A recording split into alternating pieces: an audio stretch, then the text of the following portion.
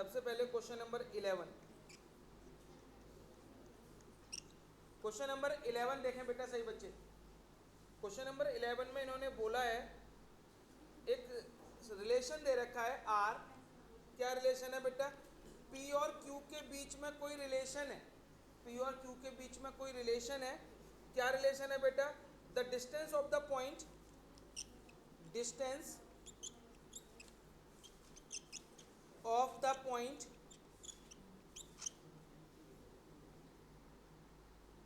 P from the origin, P from the origin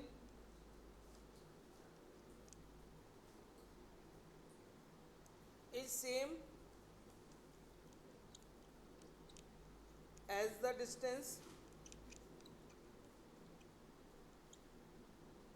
of the point Q, of the point Q from the origin। ठीक है बेटा। इन्होंने क्या बोला है, सबसे पहले ध्यान से सुनो मेरे बात क्वेश्चन में। इन्होंने बोला है P और Q दो पॉइंट हैं, उनकी ओरिजिन से डिस्टेंस कैसी दे रखी है आपको क्वेश्चन में? इक्वल है। इन्होंने बोला कोई दो पॉइंट हैं P और Q, उनकी ओरिजिन से डिस्टेंस कैसी है मेरे बेटा? सेम दे रखी है। तो इस रिलेशन को चेक करके बताना है कि ये रिलेशन इक्विवेलेंस रिलेशन है या नहीं है। यानी आपको देखो नॉर्मल में लैंग्वेज में लिख देता हूँ, आर इक्वल टू पी और क्यू के बीच में कोई रिलेशन है इस तरीके से कि ओ पी इक्वल टू आपको क्या दे रखा है क्वेश्चन में? ओ क्यू दे रखा है। यही तो मतलब है ना बेटा कि ओरिजिन मान लीजिए मैंने ओ पॉइंट है, ओ पॉइंट से दो पॉइंटों की डिस्टेंस पी और क्यू की डिस्टेंस सेम दे रखी है। इसका मतलब क्या होगा बेटा? ओ पी किसके इक्वल दे रखा है? ओ क्यू के इक्वल दे रखा है। यहाँ तक समझ में आया है मेरे बेटे सबको? यहाँ तक बताओ कोई प्रॉब्लम है क्या? अब चलो इसे रिफ्लेक्सिव करते हैं। फॉर रिफ्लेक्सिव, फॉर रिफ्लेक्सिव बताओ कैसे करेंगे बेटा रिफ्लेक्सिव को? P और P comma Q belongs to R such that OP equal to OQ, ये दे रखा है। अब बताओ रिफ्लेक्सिव के लिए क्या करेंगे? P comma P belongs to R, it means OP equal to OP। OP OP के इक्वल तो हो गई है ना, OP इक्वल टू OP, कोई गलत बात तो नहीं है ना। Therefore the relation is reflexive. बोलो बेटा कोई प्रॉब्लम पहले पहले पार्ट में किसी बच्चे को? रिफ्लेक्सिव समझ आ गया सबको? अब जरा सिमेट्रिक करो इसका बेटा, एक बार लिख के करो सिमेट्रिक जिन्होंने नहीं किया है। हाँ भाई ये खटखट पीछे बंद करो, क्वेश्चन पर ध्यान दो।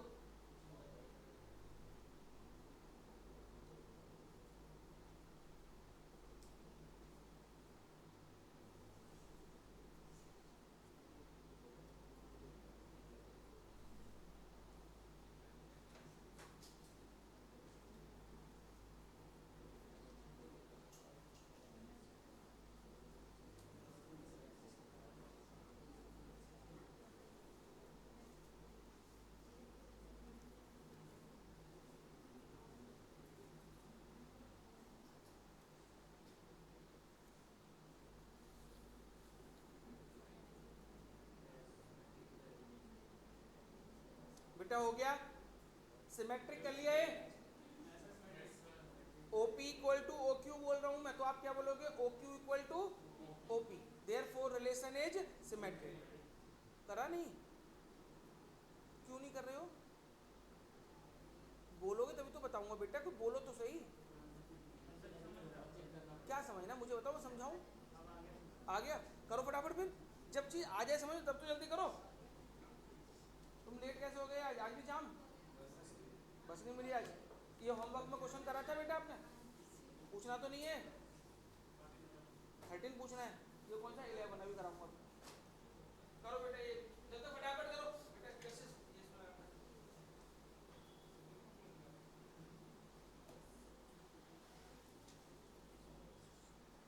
बेटा हो गया? सिमेट्रिक कर लिया सभी ने। ट्रांजिटिव, अब ट्रांजिटिव करो बेटा, ट्रांजिटिव करो, नहीं तो मैं लिख के दिखा दूंगा ट्रांजिटिव कैसे करना है। OP equal to OQ, OQ equal to OR, OT ले लो, कुछ भी ले लो।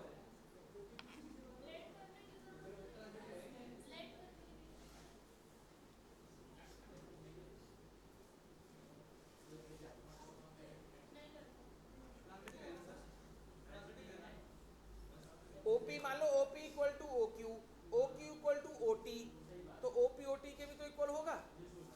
इसका मतलब रिलेशन क्या हो जाएगा, ट्रांजिट। बताओ कोई प्रॉब्लम? और तुम बेटा काम करना शुरू करो, ऐसे नहीं चलेगा काम, ठीक है ना। चले बेटा आगे। अच्छा इस पार्ट में देखो, इसी क्वेश्चन में कुछ आगे भी लिखा हुआ है ना, आगे पढ़ो बेटा क्या बोल रहे हैं। अच्छा ये बताओ, ये इक्विवेलेंस रिलेशन, इक्विवेलेंस तक किया था सबने या आगे भी किया हुआ है? बस इतना, आगे नहीं किया तुमने? आगे क्यों नहीं किया, वैसे पूछ सकता हूँ, आया नहीं। चलो बेटा आगे वाला पोर्शन देखो इसका। आगे ये बोल रहे हैं further show that set of all points related to a point P।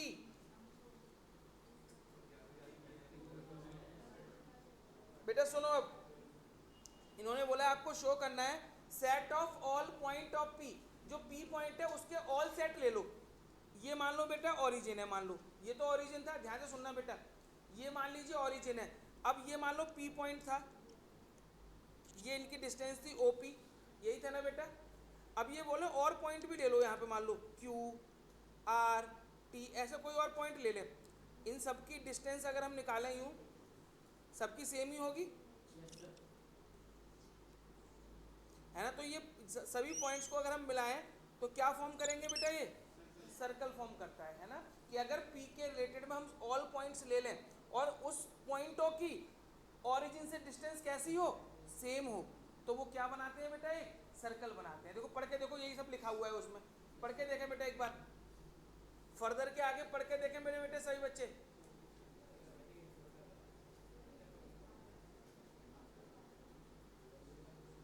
पढ़ लिया? बोलो कोई प्रॉब्लम पूछना है आपको? चलो बेटा क्वेश्चन नंबर 12। बेटा इन्होंने इक्विवेलेंस रिलेशन कर लिया, इन्होंने बोला कोई पॉइंट P है और जिससे कोई डिस्टेंस थी P के रिलेशन में, P के रिलेटेड आप कई सारे पॉइंट ले लो, P के रिलेटेड में आप ऐसे कई सारे पॉइंट ले लो जिनकी डिस्टेंस ओरिजिन से क्या हो, सेम हो।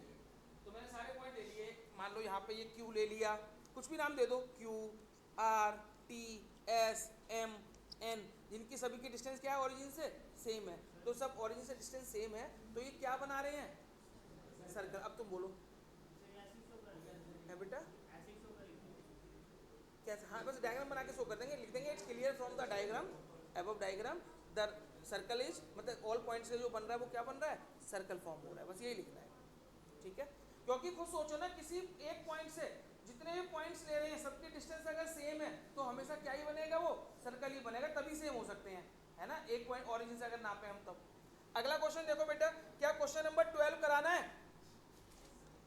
बेटा, जल्दी बताओ क्वेश्चन नंबर 12 कराना है क्या? क्वेश्चन नंबर 12 में क्या बोला है, रिलेशन है T1, T2, T1, T2, और क्वेश्चन में दे रखा है बेटा such that T1 similar triangle T2, T1 किसके सिमिलर है, T2 के सिमिलर है। इक्विवेलेंस करना है बेटा इसको। अच्छा सिमिलर का मतलब समझते हो बेटा, बताओ बेटा सिमिलर का मतलब क्या होता है, साइड्स का रेशियो इक्वल है। यहाँ पर हम नॉर्मल लैंग्वेज में मैं आपको बताऊं, सिमिलर का मतलब होता है एक जैसा, दिखने में एक जैसा। और कॉन्ग्रुएंट का क्या मतलब होता है, देखने में भी एक जैसा और साइज में भी एक जैसा, ठीक है ना। जैसे आपके स्कूल की जो यूनिफॉर्म है वो क्या होती है बेटा, सिमिलर होती है, कॉन्ग्रुएंट होती है, सिमिलर। यानी बच्चा छोटा है, चाहे 12th का है, 11th का है, 10th का है, सबके साइज क्या होते हैं, अलग अलग होते हैं, लेकिन दिखने में कैसी होती है बेटा, सेम होती है, तो उनको क्या बोलते हैं, सिमिलर यूनिफॉर्म है, ठीक है ना बेटा। और कॉन्ग्रुएंट, जैसे मान लो ये बुक ले लिया आपने, बुक के सभी पेज कैसे हैं बेटा आपके, कॉन्ग्रुएंट, है ना। अगर लिखा हुआ देखो, लिखे हुए की बात नहीं कर रहा हूँ मैं, है ना। कोई रजिस्टर है आपका, कॉपी के पेज सब क्या है, सेम साइज में एक जैसे हैं, दिखने में भी एक जैसे और नापने में भी एक जैसे, तो ये पेजेस कैसे हो जाएंगे, कॉन्ग्रुएंट। तो क्वेश्चन में क्या बोला है, T1 और T2 दो ट्राइंगल है और उनको सिमिलर बता रखा है, ठीक है। अच्छा सिमिलर ट्राइंगल की कंडीशन पता है बेटा किसी बच्चे को, कोई दो ट्राइंगल सिमिलर है तो उनकी क्या कंडीशन, उनकी साइड्स किसमें होती हैं, प्रोपोर्शनल में होती हैं। किसमें होती है, प्रोपोर्शनल में, मतलब इसकी साइड अपॉन में इस वाले ट्राइंगल की साइड, इसकी दूसरी साइड अपॉन में इसकी दूसरी साइड, जैसे 3 साइड है, पहली दूसरी तीसरी, ऐसे इस वाले ट्राइंगल की 3 साइड है, तो इसकी पहली साइड अपॉन में इसकी पहली साइड, इसकी दूसरी साइड अपॉन में इसकी तीसरी अपॉन में, तीनों का क्या आएगा, इक्वल आएगा, तो वो क्या होंगे मेरे बेटा, सिमिलर ट्राइंगल होते हैं। ये बात समझ में आ रही है बेटा सबको? अब सुनते रहना, इसको सबसे पहले रिफ्लेक्सिव करना है, तो लिखेंगे T1, T2 belongs to R, T1, T2 belongs to R। क्या कंडीशन है कि T1 similar triangle T2, T1 किसके सिमिलर है, T2 के, तो बेटा बताओ क्या हो जाएगा, T1, T1 belongs to R, बताओ T1 के सिमिलर होगा? T1 एक ट्राइंगल है, सेम ट्राइंगल 2 जगह बना दूं मैं, तो वो एक जैसे तो दिखेंगे, तो वो सिमिलर तो होंगे ही, तो इसका मतलब क्या हो गया, ये रिफ्लेक्सिव। क्या हो गया मेरे बेटा, ये रिफ्लेक्सिव। बोलो कोई परेशानी? अब सिमेट्रिक करो, T1, T2 belongs to R, T1 similar T2। अब बताओ सिमेट्रिक के लिए क्या करेंगे,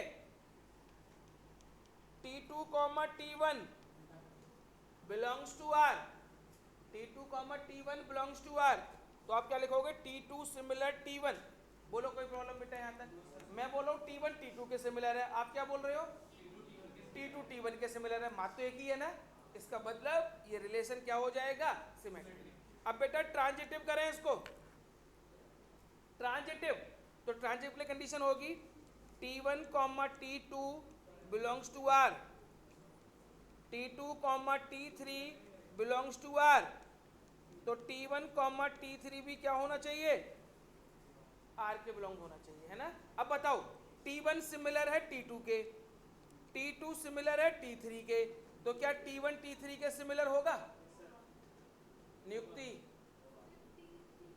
बेटा सुनो, अभी आप एक बात समझो जरा मेरी बात, जब भी आप ट्रांजिटिव चेक कर रहे हो, दो लोगों में रिलेशन दे रखा है, तो आपको एक नया एलिमेंट अपने पास से ऐड करना पड़ेगा, जैसे x और y है, तो आपने y का किससे करना होगा, z, अपने पास से z निकाल दो। ऐसे यहाँ पे T1 T2 था, तो मैंने T1 का T2 से रिलेशन देख लिया, अब T2 को किसके साथ चेक करना है आपको, एक नया एलिमेंट चाहिए, जैसे वहाँ z लाए तो यहाँ पे क्या लेके आ गया, T3। ऐसे अभी OP इक्वल टू OQ वाला करवाया था, तो पहले OP equal to OQ, OQ को किसकी इक्वल रखा था, OR के इक्वल, है ना। वो नया ट्रांजिटिव के लिए नया एलिमेंट आपको लाना पड़ेगा, ठीक है। OP है, OQ को OR लेके आ गए, यहाँ पे T1 T2 था, तो नया क्या लेके आ गए, एक एलिमेंट अपने पास लाना पड़ेगा, ठीक है, तब चेक करते हैं ट्रांजिटिव करके। बेटा यहाँ तक हो गया सही बच्चों का? अब सुनो, ये रिफ्लेक्सिव भी है, सिमेट्रिक भी है और ट्रांजिटिव भी है, तो इस रिलेशन का नाम क्या हो जाएगा, इक्विवेलेंस रिलेशन, ठीक है। अब इसके आगे का पार्ट पढ़ते हैं बेटा, आगे वाला पार्ट देखेंगे। अब इसके आगे वाला पार्ट, और बेटा मैं यही बता दूं, ये रिलेशन आज मैं खत्म कर दूंगा और इस रिलेशन का टेस्ट भी लूंगा आपका, केवल रिलेशन का बता दूं, कल बताऊंगा किस दिन होगा, रिलेशन का एक ही एक्सरसाइज का, ठीक है ना। आज खत्म करूंगा, कल बताऊंगा टेस्ट कब होगा, ठीक है। आज तो खत्म हो जाएगा रिलेशन, चैप्टर में तो नाम रिलेशन और फंक्शन दोनों है, लेकिन आपका रिलेशन आज खत्म करूंगा, कल बताऊंगा इसका टेस्ट कब होगा, केवल रिलेशन का, फिर फंक्शन पढ़ा दूंगा पूरा, फिर फंक्शन का टेस्ट लूंगा, ठीक है। अभी सुनो बेटा आगे, ये हो गया। अब इसका आगे वाला पार्ट देखें बेटा प्लीज, आगे वाला पार्ट पढ़ो। इन्होंने बोला देखो, एक ट्राइंगल है T1, मान लो ये ट्राइंगल का नाम दे दिया T1, इसकी साइड कितनी दे रखी है बेटा, 3, 4, 5। एक दूसरा ट्राइंगल है T2, एक T2 ट्राइंगल है 5, 12, 13, और एक तीसरा ट्राइंगल है बेटा, इसका नाम है T3, इसकी साइड दे रखी है 6, 8, 10, ठीक है। 3 ट्राइंगल हैं, तीनों के नाम दे रखे हैं T1, T2 और T3, तीनों की साइड्स भी दे रखी हैं। आपको बताना है इनमें से कौन कौन से ट्राइंगल रिलेशन में हैं, और रिलेशन बेटा, रिलेशन क्या था, कि दोनों ट्रायंगल क्या होने चाहिए, सिमिलर होने चाहिए। सबसे पहले आप T1 और T2 चेक करो, क्या ये दोनों रिलेशन, दोनों ट्रायंगल रिलेशन में है। अब बताओ, बोलेगे सर रिलेशन क्या है, कि दोनों ट्रायंगल सिमिलर चेक करो। अब मुझे बताओ बेटा, कोई भी दो ट्रायंगल सिमिलर कैसे होते हैं, उनकी साइड्स का रेशियो क्या होना चाहिए, सेम। अब बोलोगे रेशियो मतलब इसकी पहली साइड अपॉन में इसकी पहली साइड। देखना बेटा इसका पहली साइड क्या आएगा, पहले लिख लो फॉर T1 एंड T2 करके देखेंगे बेटा। तो 3/5 इक्वल टू 4/12 इक्वल तो नहीं आया ना बेटा, ये क्या ये इक्वल आया है, तो T1 T2 नहीं है similar, not in relation, not in relation. अब बेटा T2 एंड T3 का बताओ, तो 5/6 इक्वल टू 12/8, देखना क्या इक्वल आ रहे हैं, तो नॉट इन रिलेशन। अब बेटा T3 एंड इसका देखो,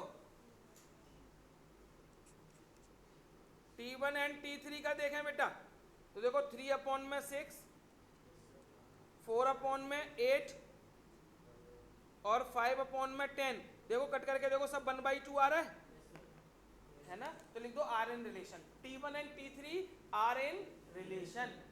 बेटा पूछ रहा है पूछ लो मेरे से कुछ भी बेटा, आप किसी बच्चे को अगर कुछ भी पूछना है तो पूछ लो।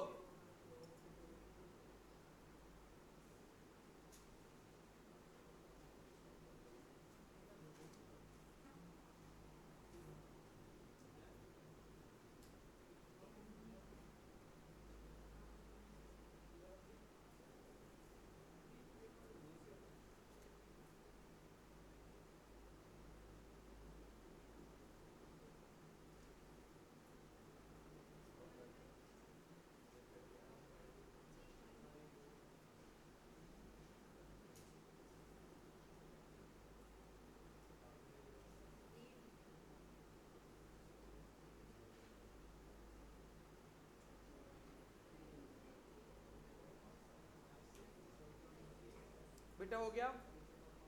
अब बताओ कोई प्रॉब्लम इस क्वेश्चन में। अब कौन सा पूछो, 13 बेटा 13 करते हैं उसके बाद है, जल्दी करो बेटा मुझे खत्म कराना है। ये तो मैंने होमवर्क में दिए थे तीनों क्वेश्चन। कोई बात नहीं, नहीं सब देखो कुछ बच्चे करके नहीं लाए, उन बच्चों के बारे में बोल रहा हूँ मैं, तो जो नहीं आया जिन्हें कोशिश करी गलत हो गया उनका कोई प्रॉब्लम नहीं है।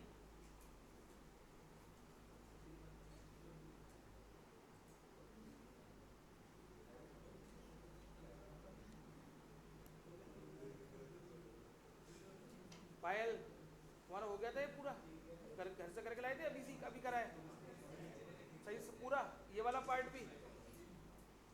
चले बेटा आगे। अब चलो क्वेश्चन नंबर 13 जल्दी करो, इसके बाद मोस्ट इंपॉर्टेंट क्वेश्चन कराना है बेटा मुझे। क्वेश्चन नंबर 13 के बाद इन्होंने बोला है बेटा बिल्कुल सिंपल है, रिलेशन क्या दे रखा है, P1, P2, P1 और P2 दो पॉलीगन है। बेटा पॉलीगन क्या होते हैं जानते हो आप, क्लोज्ड फिगर्स जो क्लोज्ड हो, जैसे ट्राइंगल, क्वाड्रिलेटरल है ना, पेंटागन, हेक्सागन, जो भी क्लोज्ड कर्व्स होते हैं, क्लोज साइड्स फिगर्स होती हैं, वो क्या होते हैं, हमारे पॉलीगन होते हैं। अब ये क्या कह रहे हैं, P1 और P2 दो पॉलीगन है, such that P1 and P2 have same number of side, have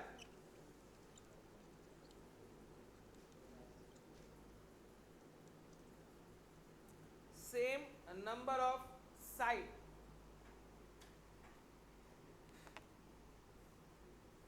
P1 और P2 दो पॉलीगन है जिनमें साइड्स कैसी हैं, सेम है, चाहे आप ट्रायंगल मान लो पॉलीगन को, चाहे आप क्वाड्रिलेटरल मान लो। इन्होंने बोला दो क्वाड्रिलेटरल हैं या दो पॉलीगन ट्रायंगल है, उनकी साइड कैसे दे रखी है, सेम दे रखी है। तो बताओ ये रिफ्लेक्सिव होगा, है ना। P1 और P2 दो पॉलीगन है, उनकी साइड सेम है, तो P1 एंड P1 दोनों की साइड कैसी होंगी, सेम होंगी। रिफ्लेक्स सिमेट्रिक चेक करो, P1 और P2 दो पॉलीगन है, उनकी साइड सेम है। आप बोलोगे P2 और P1 दो है, उनकी साइड सेम ही रहेंगी, ठीक है बेटा। अब तीसरा बताओ ट्रांजिटिव, P1 P2 की साइड सेम है, P2 और P3 की साइड सेम है, तो P1 और P3 की साइड्स भी कैसी होंगी, सेम होंगी। तो इसका मतलब ये ट्राइंगल क्या हो जाएगा, सॉरी ये पॉलीगन क्या हो जाएंगे, इक्विवेलेंस रिलेशन। ठीक है बेटा, क्या लिखने की जरूरत है इसको, आगे पढ़ो क्या बोल रहे हैं। What is the set of all elements in a related to right angle triangle.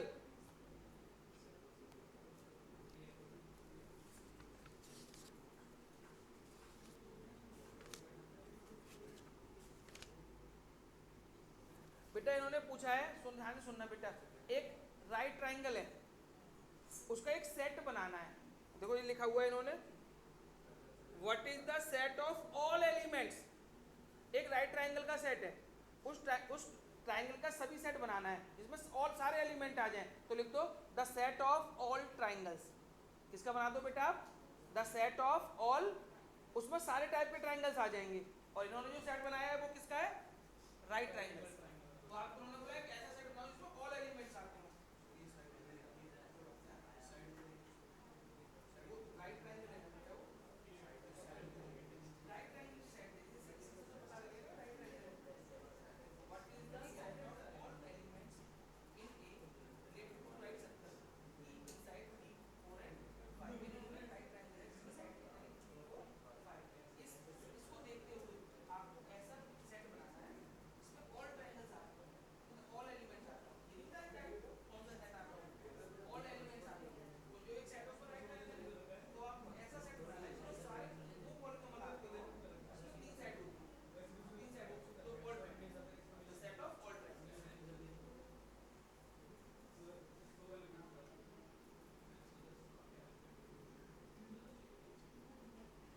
बेटा सुनो, अब ये कर लिया सबने। अगला क्वेश्चन बेटा, क्वेश्चन नंबर 14 होमवर्क में करना है बेटा आपको, क्वेश्चन नंबर 14 होमवर्क में करना है, पूछना है बेटा आपको। क्या बताओ, बताओ क्या प्रॉब्लम 13 में।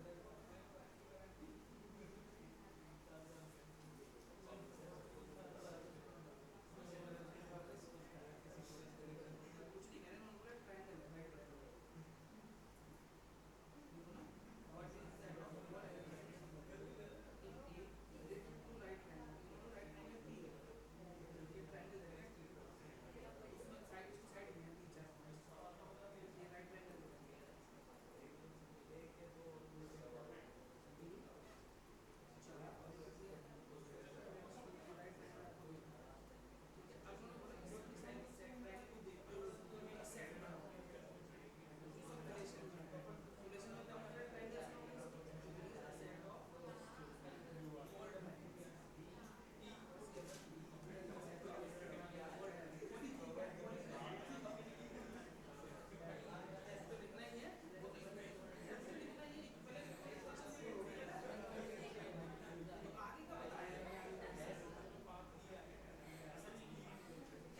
जैसे ये लिखा है ट्रायंगल वाला, इसका P1 कॉमन भी है, P1 and P2 are same on both sides, P1 and P2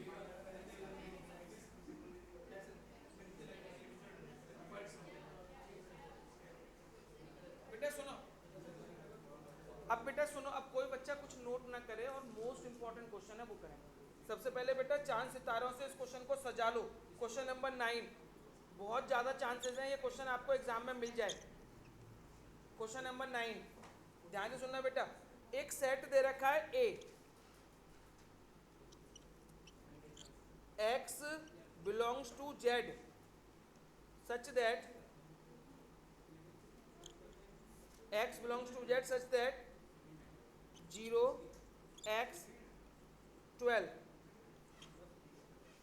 0x12 ये दे रखा है बेटा, given by r equal to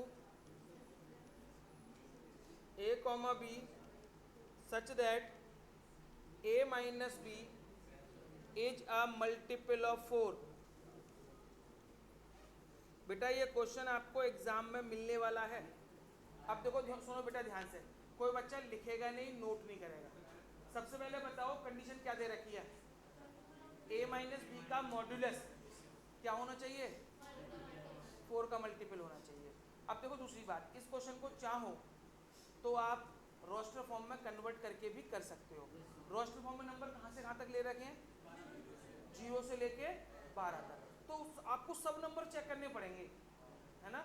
ऐसे नंबर का पेयर बनाना पड़ेगा जिनको माइनस करने पर क्या आता हो, 4 या 4 का मल्टीपल आए, तो बहुत लंबा हो जाएगा ऐसे सारे पेयर ढूंढना, है ना। माइनस करने पर क्या आना चाहिए, 4 आना चाहिए, 8 आना चाहिए, है ना। ऐसे बहुत सारे पेयर आपको बनाने पड़ेंगे।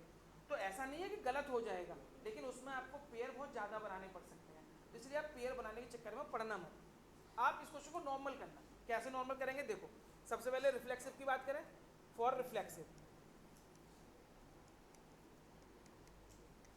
a comma B belongs to R, a comma B belongs to R, क्या कंडीशन है, a minus B is multiple of 4, यही है मेरे बेटा।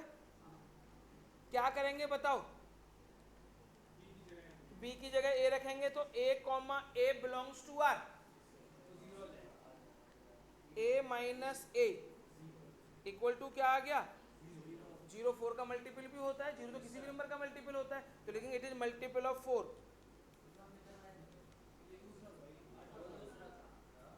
वो इसी तरह का है, उसी तरह का, वहां 2 का था या 4 का है, it is multiple of 4, therefore the relation is reflexive. बेटा रिफ्लेक्सिव नोट करो पहले ये फटाफट।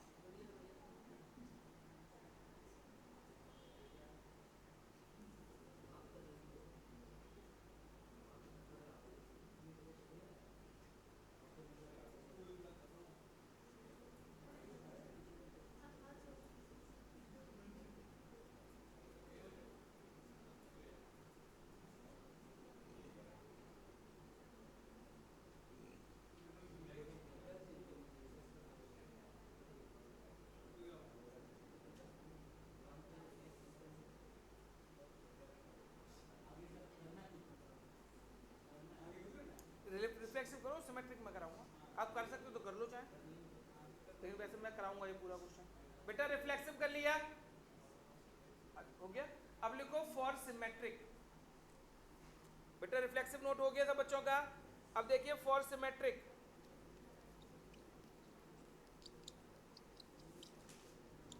सिमेट्रिक के लिए क्या करेंगे बेटा बताओ, पहले a comma B belongs to are,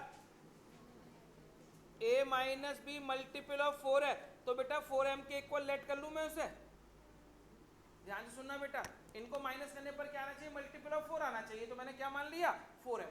अगर जैसे कल मैंने बोला था इवन नंबर क्या था बेटा कल, तो मैंने क्या लेट किया था उसे 2m। अगर पेपर में आपका इवन नंबर नहीं आए, मल्टीपल ऑफ 2 आ जाए तो क्या करोगे, तब भी 2m लिखेंगे, और अगर मल्टीपल ऑफ 5 आ गया तो 5m। ये क्वेश्चन अपने आप ध्यान रखना, पेपर में जो भी इसका मल्टीपल पूछा जाए आप उतना ही ले लेना है इसको। 3 का मल्टीपल पूछा जाए तो 3m ले लेना, 5 का मल्टीपल पूछे तो 5m ले लेना। यहाँ तक बोलो कोई प्रॉब्लम। अब बताओ सिमेट्रिक के लिए क्या करेंगे, b comma a belongs to r, तो क्या हो जाएगा मेरे बेटा, यहाँ पे इसमें से माइनस कॉमन ले लें बेटा, b माइनस ए में से माइनस कॉमन ले, क्या बचेगा यहाँ पे a minus B, minus model से हट जाएगा, क्या बचा बेटा ये किसके इक्वल आ गया 4m। बोलो कोई प्रॉब्लम बेटे यहाँ तक, बोलो। मॉडुलस क्या करता है, मॉडुलस है ना, तो 4m, तो लिख देंगे it is also multiple of 4, therefore the relation is symmetric.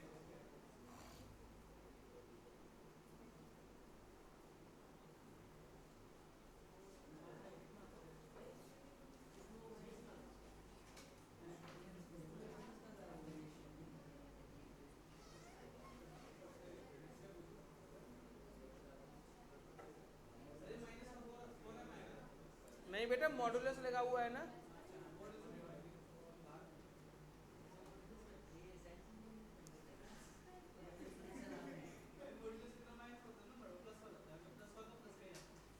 ठीक है बेटा। अब सुनो ट्रांजिटिव, फॉर ट्रांजिटिव बेटा बताओ transitive A comma B belongs to R, तो यहां ले लिया हमने a minus B equal to 4m और ये बना दी इक्वेशन नंबर फर्स्ट, ठीक है। अब b comma C belongs to R, b minus C equal to 4n, ये हमने बना दी सेकंड इक्वेशन, ठीक है बेटे यहां तक। अब क्या होना चाहिए ट्रांजिटिव के लिए, a कॉमा सी भी होना चाहिए, मतलब a माइनस सी भी जो आए वो क्या आना चाहिए, मल्टीपल ऑफ 4 आना चाहिए। तो क्या करेंगे बेटा, इन दोनों को प्लस करो पहले,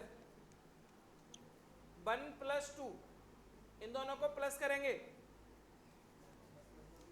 तो a minus B plus B minus C equal to 4m plus 4n। बोलो बेटा कोई प्रॉब्लम यहां तक, b से b कट गया तो a माइनस सी, देखो क्या बचा बेटा, 4 कॉमन ले लो, बाहर 4 आ रहा है तो इट इज मल्टीपल ऑफ 4, लिख दो बेटा it is multiple of 4, therefore the relation is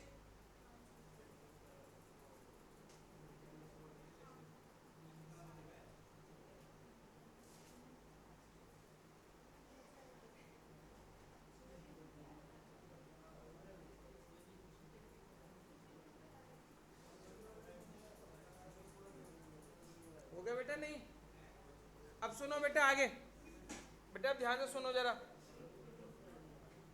अब इसका सेकंड पार्ट पढ़ना बेटा, इसका सेकंड पार्ट पढ़ो बेटा। बुक कहाँ है तुम्हारी, बुक भी नहीं लेके आता, पढ़ो जल्दी से सेकंड वाला पार्ट देखो, इसका करना नहीं है बस देखना है क्या है बेटा उसमें। सेकंड पार्ट में बताओ बेटा क्या है, a इक्वल टू बी, कर सकते हो इसको, बिल्कुल आसान सा क्वेश्चन है, a इक्वल टू बी हो जाएगा बेटा। ये किसका किसका, a equal to B, b equal to, तो a इक्वल टू सी होगा, हो गया क्या,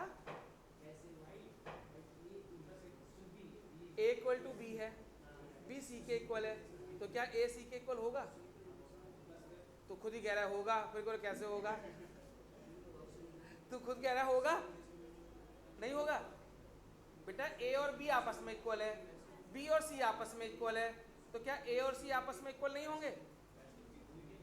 पर एग्जाम्पल लेके सुनो, एग्जाम्पल लो भाई, a equal to B, b equal to, ये फर्स्ट इक्वेशन और ये कौन सी इक्वेशन है, तो from first and second, B से भी हट जाएगा, a इक्वल टू क्या बचेगा, नहीं हुआ है नंबर,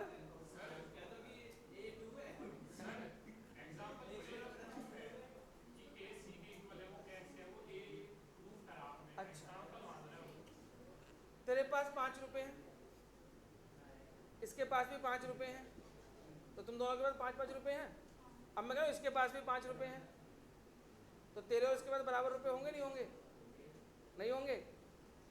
तो यही तो वो कह रहे हैं कि a और b दो वैल्यू हैं, वो दोनों बराबर हैं, फिर वो कह रहे हैं b की वैल्यू c के बराबर है, तो क्या a की वैल्यू c के बराबर नहीं होगी, तो यही तो लिखना है बेटा। तो फिर क्या क्या नहीं पता ये बता मुझे चलो बेटा सुनो प्लीज, बेटा आप सबसे ज्यादा इंपॉर्टेंट चीज सिखा रहा हूँ वो सीखो जरा। बेटा इस क्वेश्चन में देखो आगे क्या लिखा हुआ है, बेटा मजाक नहीं है, आगे देखो जरा, इस क्वेश्चन में आगे क्या लिखा हुआ है, इक्विवेलेंस रिलेशन के बाद देखो क्या लिखा हुआ है, find the set of all elements related to 1, यही लिखा हुआ है ना बेटा, are related to 1 in each case, दोनों केसों में आपको वन के रिलेशन में एलिमेंट्स बताने हैं, यही तो पूछा है ना बेटा। अब सुनना बेटा, एग्जाम में ऐसे नहीं आता कि वन के रिलेशन में बताओ, एग्जाम में कैसा लिखाएगा, find the equivalence class, important अलग से लिख लो बेटा, equivalence class of one, one की इक्विवेलेंस क्लास बताओ।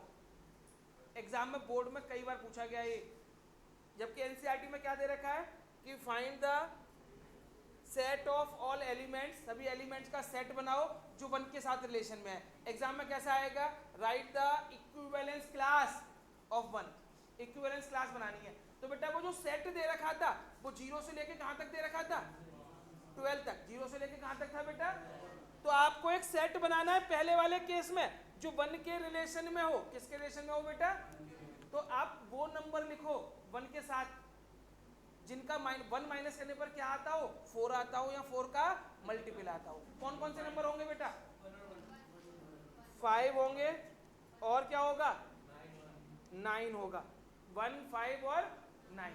देखो ये 3 एलिमेंट ही बनेंगे ना जो वन के साथ रिलेशन में है। कैसे, देखो 1 माइनस 5 कितना आएगा,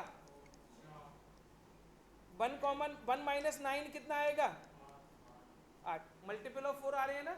तो उन्होंने पूछा था ऐसे एलिमेंट बताओ जो वन के साथ किसमें हो, रिलेशन में हो। अगर अच्छा बताओ एग्जाम में अगर आ जाए इक्विवेलेंस क्लास ऑफ 2, 2 की इक्विवेलेंस क्लास बताओ, तो 2 माइनस 6 क्यों, 2, 6, 10, तो क्या बन जाएगा 2, 6, 10। 2 और 6 का डिफरेंस कितना होता है, 4। 2 और 10 का कितना होता है, 8, यानी 4 का मल्टीपल। क्लियर है बेटा। अच्छा अब मैं पूछ रहा हूँ सेकंड वाले पार्ट के लिए, सेकंड वाले पार्ट में क्वेश्चन क्या था, A इक्वल टू बी, बराबर एलिमेंट लेने हैं। अब बताओ वन की इक्विवेलेंस क्लास क्या होगी, क्या कोई और एलिमेंट वन के इक्वल हो सकता है, नहीं हो सकता, तो उसकी क्लास क्या रहेगा, सेट क्या रहेगा बेटा, 1, तो ये 1 ही रहेगा। ठीक है ना, क्योंकि हमें ऐसे एलिमेंट लिखना है जो 1 के इक्वल हो। तो बताओ बेटा 0 से लेकर 12 तक कोई ऐसा एलिमेंट हो सकता है जो 1 के इक्वल हो, 1 ही हो सकता है, तो 1 लिखते हैं। ठीक है, चलिए बेटा आगे। बेटा क्वेश्चन नंबर 15, बेटा क्वेश्चन नंबर 15 अपने आप बताओ, देखो ध्यान से। क्वेश्चन नंबर 15, क्वेश्चन नंबर 15, एक सेट दे रखा है 1, 2, 3, 4 और इनके रिलेशन में एलिमेंट पेयर दे रखे हैं 1, 2, 2, 2, 1, 1, 4, 4, 1, 3, 3, 3 और 2, 3। बताओ इनमें से ये रिलेशन रिफ्लेक्सिव, सिमेट्रिक और ट्रांजिटिव चेक करो और ऑप्शन देख के बताना कौन सा करेक्ट होगा।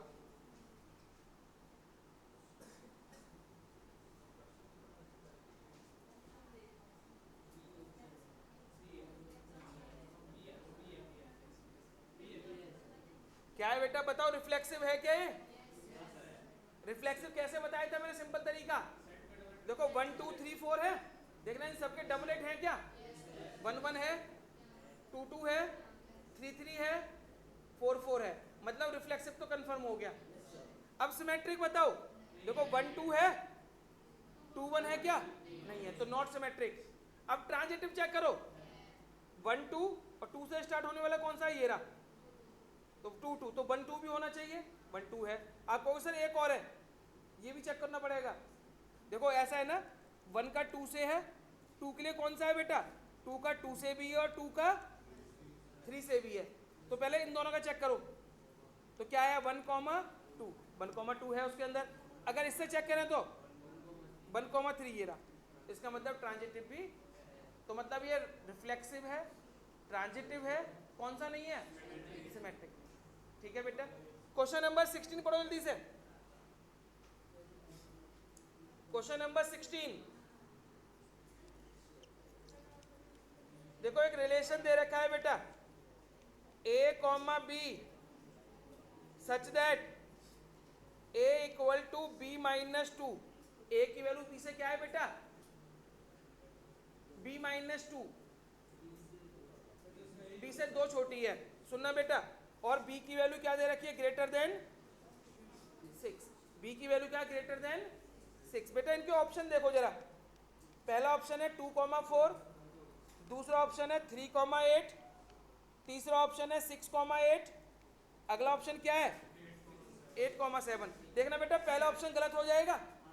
क्यों गलत हो जाएगा? क्योंकि बी की वैल्यू 6 से बड़ी दे रखी है, तो पहला नहीं हो सकता। बेटा ये बताओ, नहीं ये भी नहीं होगा। क्यों? क्योंकि ए और बी में कितने का डिफरेंस होना चाहिए? 2 का। यहाँ पे डिफरेंस कितने का है? तो ये भी नहीं होगा। ये बताओ बेटा, ये बताओ पहले, तो कौन सा बचा? एक क्वेश्चन और कराना है बेटा मुझे, है ना, वो कल करेंगे, बाकी खत्म हो गया। अब फंक्शन स्टार्ट होगा बेटा कल फंक्शन, लेकिन एक क्वेश्चन बचा है वो भी कराऊंगा पहले।